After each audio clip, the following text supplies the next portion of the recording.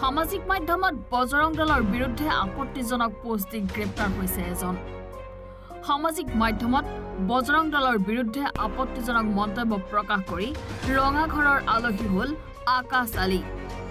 উদালগুৰিৰ ডিমাকুছিত মৌলবী এগৰাকীক আক্ৰমণ কৰা ঘটনাক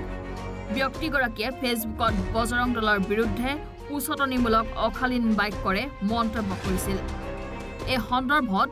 বজৰং দলৰ দৰং জিলাৰ সমিতিয়ে মঙলদৈ সদৰ থানাত এজাহাৰ দাখিল কৰাৰ পিছতেই আৰক্ষীয়ে আকাশ আলীক গ্ৰেপ্তাৰ কৰে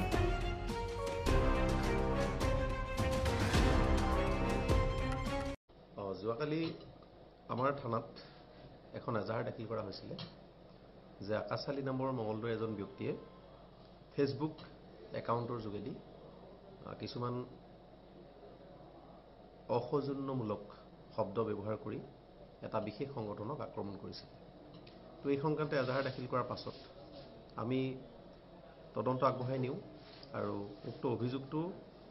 আমি ভালদৰে চালি জাৰি চাওঁ আৰু তেওঁৰ মোবাইল ভেৰিফিকেশ্যন কৰি দেখা যায় যে তেওঁৰ একাউণ্টৰ পৰা এনে ধৰণৰ এটা পোষ্ট আপডেট হোৱাটো সত্য তো এই সংক্ৰান্তে আমি 73/25 আণ্ডাৰ ছেকশ্যন 196 সাবসেকশন 1 সাবসেকশন এ বিএনএছত এটা গোচৰ ৰুজু কৰোঁ আৰু উক্ত গোচৰৰ ভিত্তিত তদন্তৰ পৰৱৰ্তী পৰ্যায়ত আমি আকাশ আলী আহমেদ নামৰ ব্যক্তিজনক গ্ৰেপ্তাৰ কৰিছোঁ আৰু তেওঁক মাননীয় আদালতলৈ প্ৰেৰণ কৰিছোঁ তেওঁ 5 নম্বৰ ৱাৰ্ডৰ পৰা গ্ৰেপ্তাৰ কৰা হৈছে মঙলদৈ 5 নম্বৰ তেওঁ ৰাজনৈতিক কোনটো দলৰ পৰা প্ৰতিনিধিত্ব কৰিছে এই সংক্ৰান্তে আমি সবিশেষ আমি নাজানিম এইটো আমাৰ তদন্তত গম পোৱা যাব